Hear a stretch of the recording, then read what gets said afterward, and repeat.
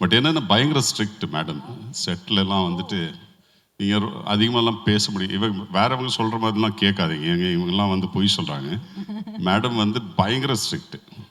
Means ஒரு ஒரு ஒரு ஒரு ஷார்ட்டில் வந்து ஒரு பொருள் இல்லைன்னு வச்சுங்களேன், டேபிள் மேலே ஒரு பேப்பர் வெயிட் இல்லைன்னு வச்சுங்களேன்.